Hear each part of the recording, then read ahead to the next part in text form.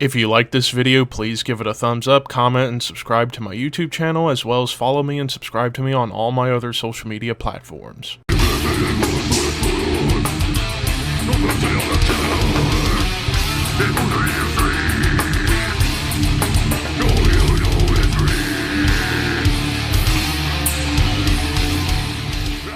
What's up, Thrashers, and welcome back once again to the Thrash Maniac 99 YouTube channel, and I am back with yet another CD collection update. Turns out I forgot to do an update from a while back, and I didn't realize I hadn't done it until after posting the last one. So, I'm actually not done talking about the stuff that I got from Black Friday sales back a couple of months ago. I went over the stuff I got from Nuclear Blast, but I didn't go over the stuff I got from another label I shopped at, and that was Relapse Records, which, if you ask me, Relapse Records does the Black Friday sales the best. Like, you can get pretty much everything, like $5 a pop most of the time, and very low shipping costs, so kudos to Relapse. So yeah, basically everything in this update is going to be stuff that I got from Relapse Records, and this is probably the most ham I went on a single label's Black Friday sale. So be prepared to see a lot in this one. But without further ado, let's get started. So the first three are all going to be by Amorphus. First we have Elegy. So this was their third album. I believe this came out in '96, and this was the follow-up to the legendary Tales from the Thousand Lakes. And this was really where their sound really began to shift. Like, you kind of heard inklings of it on Tales from a Thousand Lakes, where they were going more progressive, melodic death metal, folky hybrid. This was really where they kind of solidified that and moved away from the more Death Doom oriented sound that you got on the first two albums, and also more clean vocals are coming through on this album, and it's a hell of an album to say the very least. Again, there's gonna come the day where I'm going to have to rank Amorphous, and that's going to be a challenge because I think Amorphous are fucking amazing. But yeah, this was really where you kind of got the glimmers of what they would become later on. So yeah, Elegy. Then we get Tonella. I believe that's how you say it. I probably butchered it, but whatever. So this one came out in 1999. So this wasn't too long after Elegy came out. And you also had a different vocalist on here. PC Koskinen? Whatever. I'm terrible with Finnish pronunciations. But anyway, so Tonella, this one kind of continues on that path that Elegy started, and that's that more proggy, folky melodeath that you would pretty much hear throughout the remainder of their career. But yeah, Tonella. This is another killer one. And then we get to Ad Universum. So this one came out in 2001, so this was the follow-up to Tonella. And this one actually doesn't have the track listing on the back, and the CD just comes popping out on me. Not on the insert either, but yeah, this is another really cool one right here. So I'm almost through with everything Amorphous. I'm still missing some albums, but I hope to get those pretty soon. But yeah, I'm just getting closer and closer to getting all of Amorphous' albums, because again, that might be a discography ranking for 2025. You never know with me. But yeah, Amorphous with Ad Universum.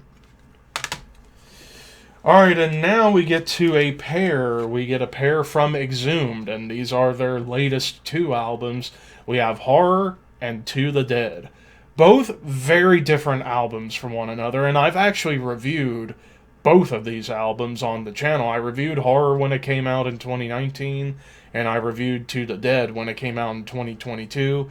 But yeah, they're so vastly different because Horror, this is probably the most grindcore-oriented album you're going to get from Exhumed, because every other album, it's mostly like melodic death grind for the most part, whereas this is mostly just grindcore. But yeah, this album, I'll always remember it for the short song Utter Mutilation of Your Corpse. Basically, like their homage to Napalm Death's You Suffer, which is pretty cool. But there are some other killer tracks on here. It's just maybe this one might be lower on the ranking for Exhumed just because it's all grind and not really a whole lot of death metal on here. So that's why this album might rank lower, but it's still good. Now, To the Dead, on the other hand, this was a giant improvement because it was back to the familiar sound you become accustomed to with Exhumed, and that's the hybrid of grind, thrash, and melodic death metal.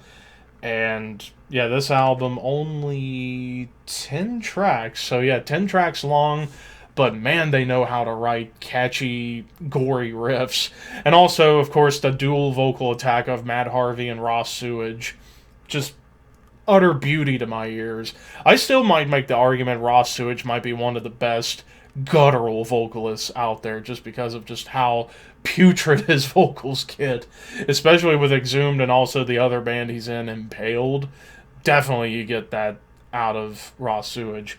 But yeah, two really good albums, but if you were an Exhumed or somebody looking to get into Exhumed and you want to start with a recent offering, I would say To the Dead is the better option. This is a fantastic album. Alright, in the next three, once again, we continue with Matt Harvey, and I got Everything by Gruesome. First, we have their debut album, Savage Land, which, yeah, with Gruesome, yeah, they're guilty of being a big tribute to death, but if you're going to pay tribute to a legendary death metal band, why not pay tribute to the founding fathers of death metal, and that's Death themselves. So yeah, I think Gruesome does a hell of a job at doing reworks of old Death songs and just make them in their own way. This was a hell of a start, like songs like Closed Casket, Trapped in Hell, the title track with that like cool tribal intro made me think immediately of Flattening of Emotions off of Human to some extent. But yeah, also really cool lineup, you know, Matt Harvey on guitars and vocals, Daniel Gonzalez from Possessed on guitars, you have Gus Rios on drums, and Robin Mason of Castrator on bass, also former merch girl for Cannibal Corpse and King Diamond and Fear Factory, among many other bands she worked for. But yeah, this was the start of modern classic death, I guess you could say. But yeah, the first album, Savage Land. Then we get their EP, Dimensions of Horror, which I remember this EP primarily for the title track. Like, that song sounded so much like it could have been off of Scream Bloody Gore, no doubt. But also with some Annihilator vibes on here. And yeah, this is one of the best modern EPs in death metal that you'll hear. So yeah, Dimensions of Horror. And then finally, their last album, Twisted Prayers, in which this album very much takes a lot of cues from Leprosy and most especially Spiritual Healing. I mean, some killer tracks on here again. Fatal Illusions, Lethal Legacy. A Waste of Life has always been a standout for me when it comes to Gruesome. And, like, Matt's vocals are just angry. Like, he's angry when it comes to Gruesome vocals. Whereas with Exhumed, he's going for more of the higher Jeff Walker type style, whereas here he's definitely going for almost like more of a Chuck or even a John Tardy type of vocal style, or Jeff Becerra even. But yeah, Gruesome, if you love death, you'll love Gruesome. So there you go. Next up, we get Incantation with the Forsaken Morning of Angelic Anguish EP. So this was pretty much the last main thing I needed to complete the Incantation collection, because I have the latest compilation that came out in 2022 that had like their Entrapment of Evil EP and stuff like that, so I'm taking care of that. But I needed to get this EP, and the principal reason why I got this EP was for their cover of Death's Scream Bloody Gore. Definitely made it a lot more cavernous and more raw, but still really cool. But of course, you pretty much just get like early versions of songs that would end up being on Diabolical Conquest, mainly Shadows from the Ancient Empire is the big one on here that you absolutely get on that next album, but also some, like, I think they're live versions of songs from the first two albums. But yeah, pretty cool EP, and the Incantation collection is complete for now until we get another album, which probably won't be for another 2 years. So yeah. Speaking of death, we have Mantis with the Death by Metal compilation, which I was curious about getting this because this is basically all of the Mantis demos before the name changed to Death in '84. But this was the beginning of the band Death, you know, with just Chuck, Cam Lee, and Rick Ross just jamming at Chuck's garage, just coming up with tunes. And this is pretty much two versions of the Death by Metal demo and rehearsals from early 1984. So you have, as far as like standouts on here, Evil Dead, you get the early version of Evil Dead. Legion of Doom, which has that riff that you hear prior to the solo on the song Spiritual Healing. But you also get Power of Darkness, Death by Metal, Mantis, Rise of Satan. Like, you get so many different versions of so many songs within this compilation, which is really cool to have the early beginnings of the godfather of death metal in Chuck. So yeah, this is really cool to have. Next up, we have Nazam with Inhale Exhale. This is the debut album from this legendary Swedish grindcore band, and I may not be the world's biggest grindcore fan. It just depends on the band and how it's being performed. But Nazam is definitely one of the kings of grind, up there with Napalm Death and Brutal Truth and Repulsion and some of those other bands. But yeah, Nazam basically taking that Boss HM2 Swedish death metal guitar tone and bringing it into grindcore altogether. And of course, this was pretty much the beginnings of Nazam in terms of studio output.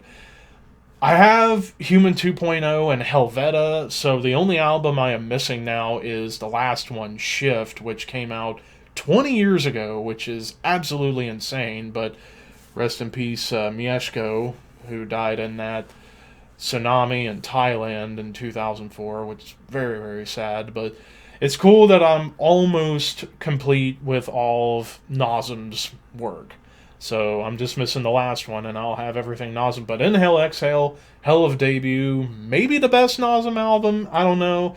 And this is a band that isn't eligible for a discography ranking, so you might get a retro review of, or a retrospective of Nazam, but no ranking, just talking about the albums and the history. But yeah, Inhale Exhale. Alright, and now we have another pair. We have a pair from Outer Heaven, and this is both albums they've released thus far. We have Realms of Eternal Decay, their debut album, and then their last album, Infinite Psychic Depths. Both of these albums are awesome death metal, but in very different veins. Realms of Eternal Decay, I actually had this in my year-end list for 2018. This is more like a hybrid of hardcore and death doom. Like, it was very much like Autopsy if they had a bit more of a hardcore affinity to them. That's kind of what this album is all about, and I love it for that reason. Whereas Infinite Psychic Depths, which I did review on the channel back in 2023, this is a lot different. This is much more old school death metal, lots of Morbid Angel vibes going on within this album. If you want to know my full opinion on this album, at least, check out my review. It should be somewhere in the channel. And whereas this is a really good debut, but I think Infinite Psychic Depths blows Realms of Eternal Decay out of the water, and I can't wait. Hopefully we don't have to wait too long for another album from Outer Heaven, but yeah, it's cool to have everything they've done thus far in terms of full lengths. Alright, next up we have a modern grind classic, and that is Pig Destroyer with Prowler in the Yard. Despite no bass player, you still get a visceral onslaught of just unhinged, psychopathic, or psychotic grindcore. After all, it's kind of a concept album about a dude pursuing a woman, essentially, and just some of these song titles like Cheerleader Corpses, Trojan Whore, uh, Murder Blossom, some of these song titles, I'm like, what the hell is happening? But yeah, this is a badass grind album, and this is again one of those few grind bands that I do have a lot of respect for, because Scott Hall fucking shreds on here when it comes to riffs and just going off the wall crazy.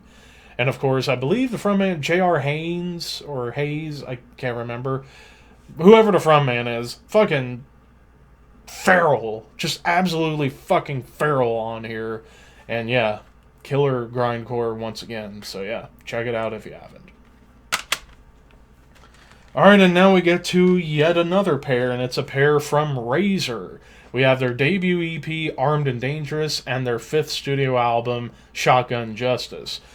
Again, two completely separate eras for Razer. Like, here's the earlier era with Stace, Sheepdog, McLaren on vocals, and yeah, for the most part, this EP contains songs that you'll hear on the debut album, Executioner's Song, which came out just shortly after this EP. Like, early Razer, they were just going at Mach 10, pumping out material. Like, this was 84, I believe, when this came out. Then in early 85, you had Executioner's Song. And then mid to late 85, you have my favorite Razer album, Evil Invaders. So yeah, they were just chugging along, pumping out material. And yeah, Armed and Dangerous basically just features a couple songs that you would hear on Executioner's Song, like Hot Metal, Take This Torch, Fast and Loud. But it's still really, really cool to have the early material of Razer. Now with Shotgun Justice, this was the first one without Sheepdog. In fact, I can't remember the name of the vocalist, but he's been the vocalist on every Razer album since this. But yeah, this, whereas Armed and Dangerous was more of a speed metal release, Shotgun Justice, far more thrash metal. Not really any speed metal apart from how the production is so fast and loose sounding, but musically it's very much thrash. So yeah, it's really cool to have two completely like yin and yang from each other when it comes to Razer. The early speed metal stuff and the later thrash metal stuff. But yeah, can't go wrong with Razer. Alright, next up we get a recent release, and that is Ripped to Shreds with Jubian. So this is the latest offering from this California-based punky Boss HM2 worship death metal band. And holy shit, like, this album just goes absolutely insane. Especially on songs like Reek of Burning Freedom. Like, just punky, but yet still very much death metal. Like, this is almost like if you were to take Entombed, General Surgery, and maybe throw in a little bit of Carcass into a blender, and you would get Ripped to Shreds. Maybe even a little bit of Asphyx, like the faster Asphyx songs. You kind of get a little bit of that on here too. But yeah, the frontman, Andrew Lee, not only a hell of a frontman, but a hell of a vocalist and guitarist. Like, coming up with all these thrashy, punky death riffs just out of nowhere, and then his vocals. Like, I'm shocked he even still has any vocal cords after you hear his vocal style. It's like, yeah. Awesome stuff. I wish I could have reviewed this album when it came out in 2022, but I kind of slept on it. But I'm glad that I have it now, and now I need to get the other Ripped to Shreds albums. Alright, and the next three, we're almost done. We got 4 left, but the next 3 are all from Revocation. And first we have Existence is Futile, which I believe this is the second album from Revocation. Like, I remember this album for the title track and Pestilence Reigns. Those are some killer tracks. But again, trying to keep my opinions brief in case I end up ranking them. And then we get Chaos of Forms, which I believe was the follow-up to Existence is Futile, and hell of a follow-up in its own right. And then we get to the album I first heard of the band, and that's the self-titled, which came out in 2013. I think I first heard of Revocation, courtesy of Cover Killer Nation back in the day, talking about this album in particular. And I've kind of kept up with Revocation ever since. Like, I've either checked out or reviewed everything they've done since after this album came out. But yeah, it's cool that I'm getting closer to completing the Revocation catalog. And then finally, we have a big one, Suffocation's self-titled. This came out in 2006, and I would say in terms of the 2000s output, which was 3 albums, Souls to Deny, the self-titled, and Blood Oath, this was the best work of the 2000s era of Suffocation. Like, Abomination Reborn, Bind, Torture, Kill, Creed of the Infidel, Entrails of You, just killer songs top to bottom. I talked about this album when I did the Suffocation ranking a long time ago, so if you want to know my opinion on this album, check out that ranking. But yeah, this is a killer album. And that, ladies and gentlemen, knocks out yet another update. I still got at least 2 more updates coming up, but they're going to be kind of shorter because there's not going to be as many CDs in these next 2 updates, and then I'll be caught up for the most part until, because the day I'm recording this, which was not February, what am I talking about? What is today? January 16th? Yeah, January 16th when I'm recording this. I'm going to be going on a big shopping trip to Dayton, Ohio in less than 2 weeks from when this video comes out. So, yeah, it's going to be a fun trip. I'm going to stop at a few shops, including Catacomb Records, Huber Video and Music, and Omega Music. So it's going to be a fun trip to see what all kinds of stuff I can get. Not just music, but maybe even movies? Possibly? But I plan on going ham at those places because I'm going to have a good time. But anyways, thank you guys for watching. What was your favorite album out of everything that I showed? Let me know in the comments section below, and until next time, keep your horns high and your dreams wet.